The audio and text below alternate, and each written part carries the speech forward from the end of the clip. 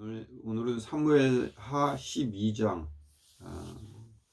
지난번에 사무엘하 10장, 11장, 12장을 했는데 오늘도 역시 마찬가지로 3장을 한꺼번에 2탄으로 설명을 드리고자 합니다. 근데 그 중에서도 오늘은 특별히 봐야 할 말씀은 사무엘하 12장 9절, 10절 말씀 2절을 한번 보도록 하겠습니다.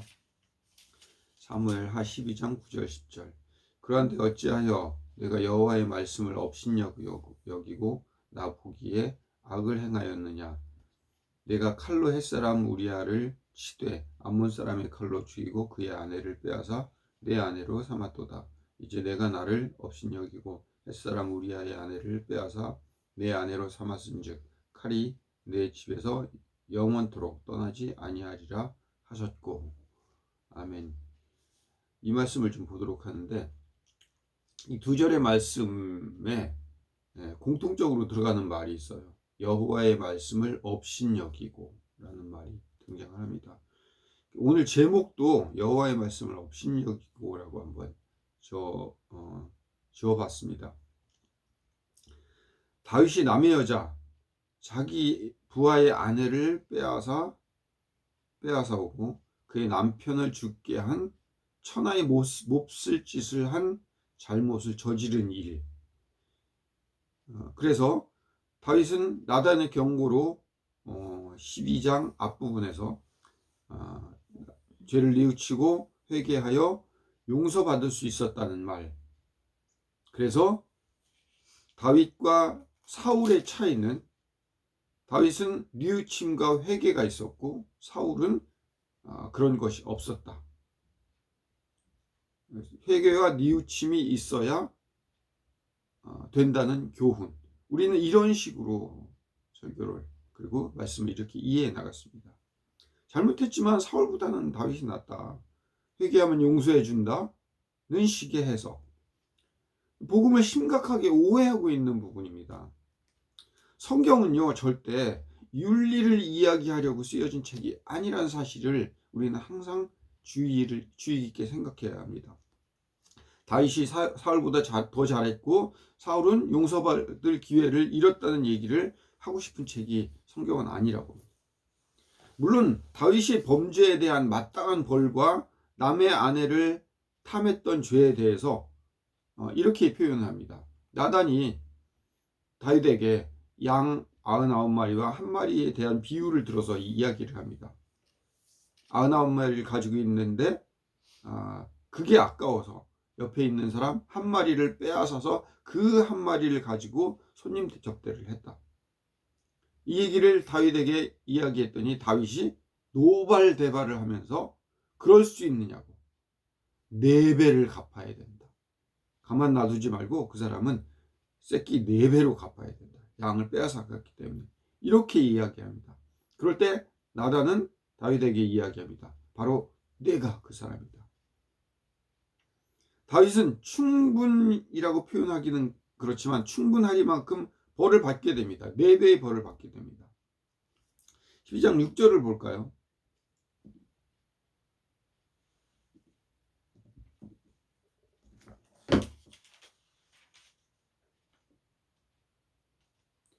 그가 불쌍히 여기지 아니하고 이런 일을 행하였으니 그 양 새끼를 4배나 갚아 주어야 하리라 한지라. 7절 나단이 다윗에게 이르되 당신이 그 사람이라. 당신이 그 사람이라. 4배는 어떻게 받았습니까? 자식이 죽은 것. 다윗과 밧세바의 관계에서 태어난 자식이 죽은 것. 그리고 나중에 자식이 배반하고 아내를 빼앗깁니다. 그리고 모든 사람들 앞에서 부끄러움을 당합니다. 4배 자식이 죽고 압살롬 다른 자식이 자신을 배반하여 다윗의 아내를 동네 모든 사람들이 보는 앞에서 빼앗김을 당하고 그리고 모든 사람들 앞에 그 모든 사실이 드러나서 부끄러움을 당하는 그 4배를 결국 받게 됩니다. 밧세바를 아내로 삼기 위해서 빼앗아 온 것에 대한 구조를 한번 잠깐 살펴봐야 되겠습니다. 11장으로 돌아가 보겠습니다.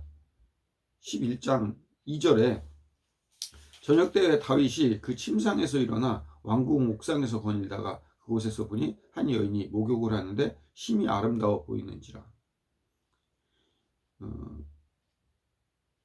왕궁 옥상에서 여인이 목욕을 하고 있는 장면을 보았다. 이거를 추측을 해보건데, 추측까지는 뭐 깊은 추측은 아니지만 생리 중이었음을 알 수가 있습니다. 그래서 씻었어요. 저녁 때의 그 시간에 이스라엘 백성들은 굳이 씻을 일이 많지 않기 때문에요. 아무리 그래도 쉽게 볼 수 있는 장소이지 않았나 싶어요. 저녁이라 할지라도 설사 마당에서 다 보고 그 씻는 장면을 보고 있다 할지라도 다윗이 나쁜 마음을 품은 것은 어떤 변명으로도 죄가 없다 할 수는 없어요.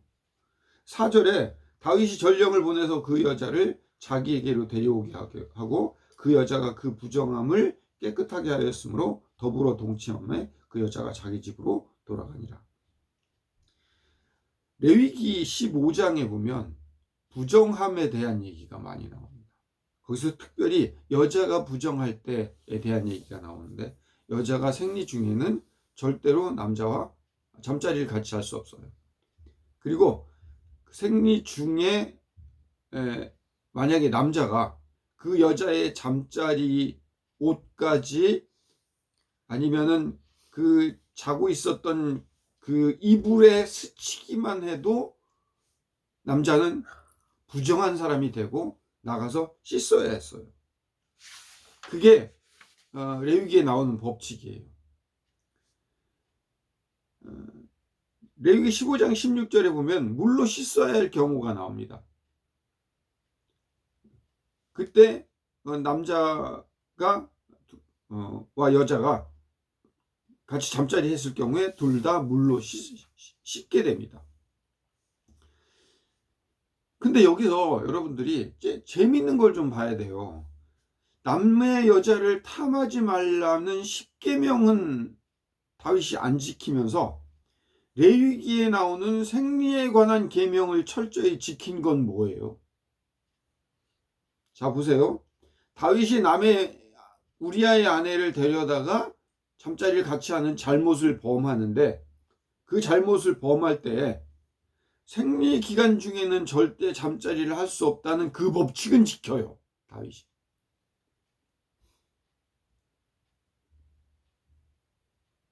그건 무슨 이유예요?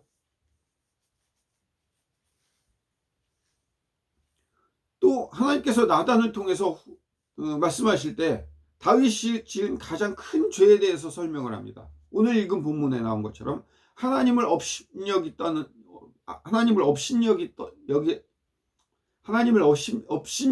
말로 질책을 하십니다. 네. 하나님을 업신여길 때 어떻게 업신여겼을까요?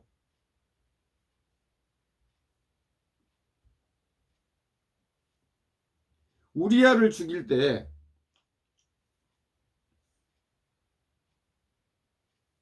구절을 볼게요.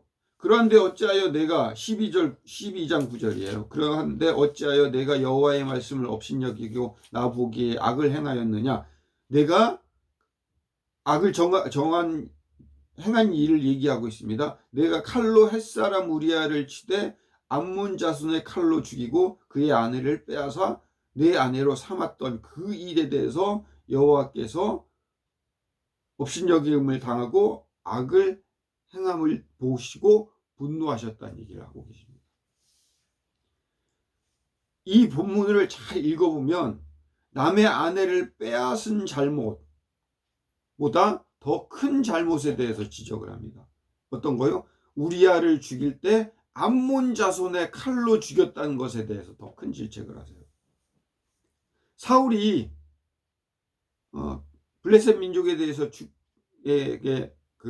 의해서 다쳤을 때 블레셋 사람들의 손에 죽느니 차라리 자기 백성에 죽는 게 낫다고 생각하고 부하에게 찌르도록 명령했던 것을 한번 기억해 보세요. 그만큼 이방 백성에게 칼로 죽임을 당한 것이 이스라엘 사람들에게는 치욕이고, 그것이 하나님에게도 굉장한 큰 분노란 사실이에요. 12장 13절에 보면 다윗이 나단에게 이르되 내가 여호와께 죄를 범하였노라 하매 나단이 다윗에게 말하되 여호와께서도 당신의 죄를 사하셨나니 당신이 죽지 아니하려니와. 14절 이 일로 말미암아 여호와의 원수가 크게 비방할 거리를 얻게 하였으니 당신이 낳은 아이가 반드시 죽으리다 하고, 이 일로 하나님께서 밑도 끝도 없이 여호와께서 다윗의 죄를 사해 주셨대요. 보세요. 13절에 나단이 다윗에게 이르되 내가 여호와께 범죄하였노라 하매, 하나님 나 잘못했어요. 나단이 100마리의 양에 대한 얘기를 하고 나니까 그래요 내가 잘못했네요 하니까 여호와께서는 당신의 죄를 사하셨노라. 뭐죠 이게? 물론 시편에 보면 나중에 침상이 떠나갈 정도로 회개하고 슬피 울었다는 말이 나옵니다. 그래서 철저히 회개하였다는 것을, 그리고 죄에 대해서 철저히 회개할 필요가 있음을 부정한 말은 아니에요. 근데 오늘의 이 본문만 가지고 보면 뭐예요? 밑도 끝도 없이 하나님은 이 일에 대해서 용서를 그냥 해주세요. 그런데 하나님은 뭐에 대해서 분노를 하고 있습니까? 이 일로 말미암아 여호와의 원수가 크게 비방할 거리를 얻게 하셨다. 그래서 내가 그 벌로 자식을 죽이겠노라고 얘기하십니다. 자, 쭉 나와 있던 이 얘기들을 이제 정리를 하겠습니다. 뭐로 정리하냐면 하나님의 말씀을 업신여긴 죄라는 말로 정리를 할게요. 그럼 도대체 하나님의 말씀을 업신여긴 죄가 뭡니까? 출애굽기 레위기에서 하나님께서 이스라엘 백성에게 그토록 부정하지 말라. 너희는 부정함에 대한 명령을 하십니다. 고름이 나왔을 때 7일 동안 부정하니라. 너희가 생리 기간에는 7일 동안 부정하니라. 여자들이 여자아이를 낳았을 때도 30일 동안 부정하니라. 그래서 다른 사람과 가까이 하면 안 된다. 무슨 일을 잘못하면 너희들이 부정하니라. 그래서 부정한 기간이 지날 때까지, 그리고 그 부정한 기간이 지나면 제사장 앞에 가서 제물을 드려서 그 부정함을 깨끗이 하고, 부정함에 대한 얘기가 레위기에 엄청나게 많이 나와요. 그걸 또 지금 지켜내고 있어요, 다윗은. 생리가 끝나야 남자와 잠자리를 가질 수 있는 것도 다 부정하기 때문이에요. 그래서 정해야 돼요. 부정한 게 아니라 정한 백성이 되어야 됩니다. 우리아를 이방인의 손에 죽게 한 것은 하나님의 백성을 부정한 자의 손에 죽게 한 것에 대해서 하나님은 더 분노하셨다고요. 또 아까 말씀드린 대로 불륜의 행동에서조차, 다윗과 밧세바의 불륜의 행동에서조차도 생리가 끝난 부정하지 않을 때야 비로소 불륜을 했더라. 뭐 이런 웃긴 말이 나와요. 부정함이 도대체 뭐길래? 그렇게 생각한다면 오늘 이 본문의 성경이 윤리와 도덕 얘기를 하고 있지 않다는 얘기예요. 다윗이 지금 잘못했다, 불륜의 관계로 잘못했다, 그 얘기를 하고 싶어서가 아니란 얘기예요. 다시 하나님을 업신여긴 자의 죄가 무엇입니까? 그거는 여호와의 원수가 크게 비방할 거리를 만들게 한 죄라고 오늘 읽은 성경 본문에 나와 있습니다. 다윗 그리고 이스라엘 백성들은요, 선택받은 백성들이에요. 우리도 하나님의 자녀이고 구원받은 백성이고 선택받은 백성입니다.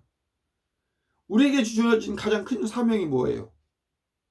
도덕적인 윤리적인 구원을 받았으니까 이제 남은 인생 도덕적이고 윤리적인 죄를 짓지 않고 깨끗이 살면서 열심히 살다가 전도 선교 열심히 하고 그러다가 하나님 품에 안기는 게 최고의 사명으로 여러분들 알고 계시잖아요. 그래야 지옥 안 가니까요. 맞습니까? 여호와의 원수가 누구죠? 여호와의 원수. 우리 모두가 사실 원래 원수였어요. 하나님 앞에서. 하나님 입장에서는 우리가 원수의 자녀들이었으니까 원수죠. 원수였던 자녀들을 불러서 하나님의 자녀로 만드셨어요. 아들 예수의 피를 짜내서요.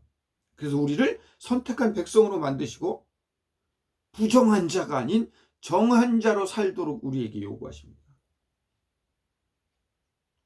그런데 우리는, 다윗은요, 믿지 않는 자들에게 비방할 거리를 만든 죄를 줍니다. 그것이 하나님을 업신여긴 죄예요. 하나님 우리를 구별하셨는데요. 그리고 우리를 거룩하게 하셨어요. 불륜을 저지르는 과정에서도 조차 생리기간을 지켜내는 이상한 백성으로 하나님은 우리를 만드셨어요. 불륜을 잘했다는 얘기를 하고 있는 게 아니라 그걸 거룩이라고, 구별이라고 불러요. 그리고 부정하지 않은 자라고 불러요. 하나님은 애초에 부정하지 않은 자로 우리를 만들려는 게 하나님의 원칙이에요. 오늘날로 와서 볼게요. 믿지 않는 세상 사람들과 우리는 다른 존재라고요. 다른 기준으로 사는 사람들이라고요. 다른 기준의 중심에 하나님으로 사는 사람들이라고요. 저 사람들은 뭐길래 불륜하는 과정에서조차 생리기간을 지켜내는 이상한 존재지? 라고 우리가 그런 존재라고요. 또 하나 다른 각도에서 볼 건, 당시 이방인의 입장에서 볼 때 왕이 왕의 장군의 아내를 빼앗아 오고 싶을 때 맘대로 빼앗아 오는 것은 죄의 축에도 끼지 못해요. 사무엘상 8장 13절, 16절, 17절 나중에 읽어보세요. 하나님께서 하신 말씀이 나와요. 너희들이 나중에 왕을 세울 것이다. 사울을 세우기 전에 이스라엘 백성들이 하나님한테 왕을 달라고 했습니다. 그게 사무엘상 8장에 나오는 얘기예요. 그랬더니 거기에 뭐라고 나와요? 하나님께서 나중에 너희 왕들이 어떻게 할 건지 아냐? 너와 너의 종들, 남종 여종 다 끌어다가 네 마음대로 쓸 거다. 너희들까지 다 그렇게 쓸 거다. 그때서 비로소 한탄하지만 그래도 왕을 선택할래. 네. 그리고 왕을 선택했단 말이에요. 그 왕은 뭐 때문에 선택했어요? 이방인들이 하는 모습을 보니까 좋아 보였거든요. 오늘 왕을 선택한 이유로 생각한다면 우리아의 아내를 내가 선택해서, 왕인 내가 선택해서 내 마음대로 갖는 것, 이거 하나 왕의 입장에서, 이방인의 입장에서 죄가 아니에요. 아무것도 아니에요. 이방인이 오히려 비방할 거리는 뭐냐면 오히려 불륜을 저지르는데 생리날짜를 지켜? 이걸 비방하는 거예요.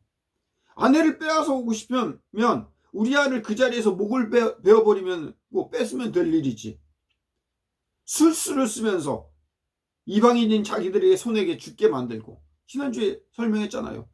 그 앞에 가서, 암몬 족속 앞에 가서 우리아가 죽은 건 짜고 한 거지 그냥 쉽게 될 수 없는 일들이었다고. 이방인들에게는 그게 오히려 비방거리예요. 어쩌면요, 다윗을 비방하는 것이 아니라 다윗의 신 하나님을 비방하고 있는 거예요. 그래서 하나님은 그의 자녀 다윗과 밧세바의 첫째를 죽이는 일을 하게 하십니다. 여기에 이방인은 또 한 번 비방을 해요. 니네 신은 왜 그래야 해? 그냥 뺏어오고 가져오면 되는 건데 그걸 또 잘못했다고 죽여? 그건 뭔 일인데?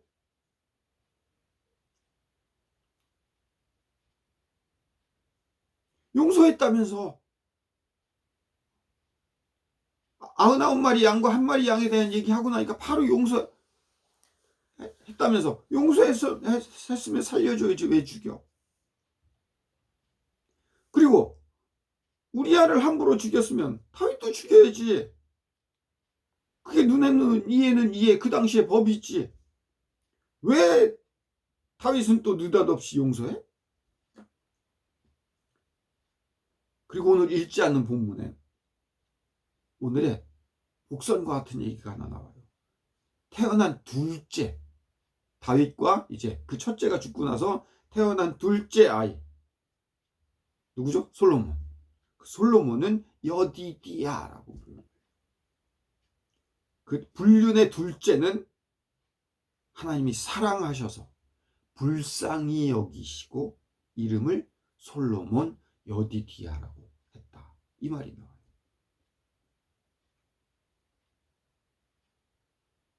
이런 모든 일에 하나님을 비방하는 일이 됐어요. 하나님은 다윗의 모든 죄를 사실 대신 지신 거라고요.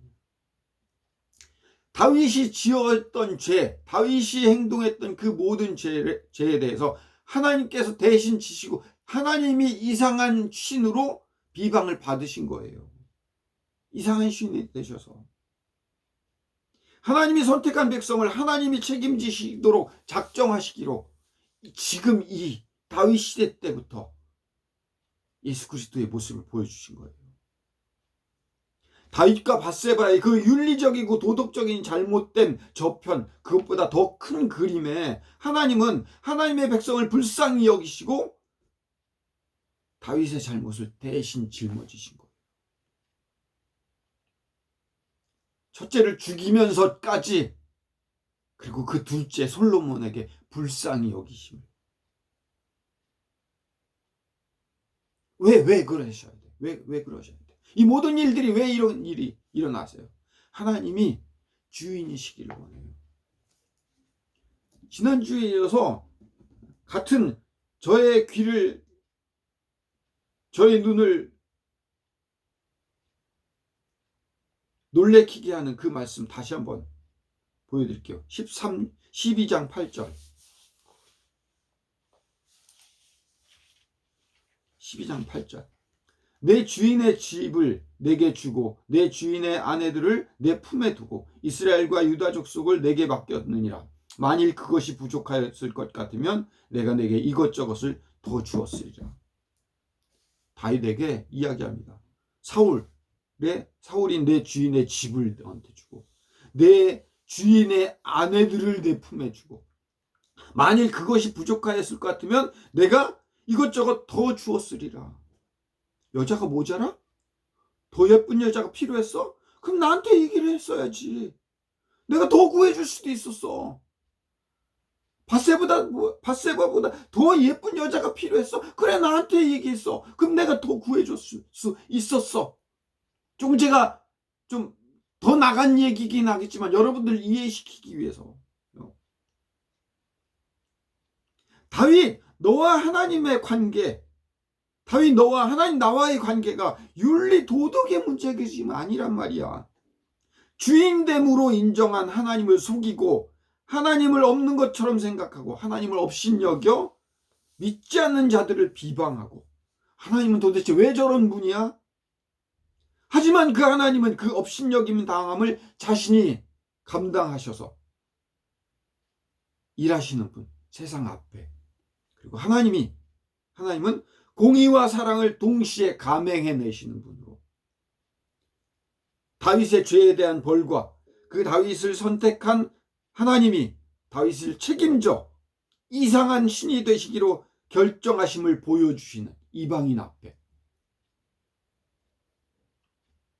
그 얘기를 하고 있는 거예요. 복음. 세상을 살아갈 때 기준이 옳고 그름을 거기에 두지 말자고요. 기준은 하나님께 두고 살아야 돼요. 하나님의 기준은 우리가 알고 있는 옳고 그름. 어떻게 왕이 남의 여자를 뺏어서 그를 속여서 그 남편을 죽이고 그랬더니 심상이 떠나가도록 회개하면 용서해주고 사울은 회개 안 해서 용서를 안 해주고 윤리 도덕의 문제가 아니라고요. 하나님 이 모든 일에 내가 주인이야. 더 필요했어? 나한테 주인인 나한테 얘기했어야지.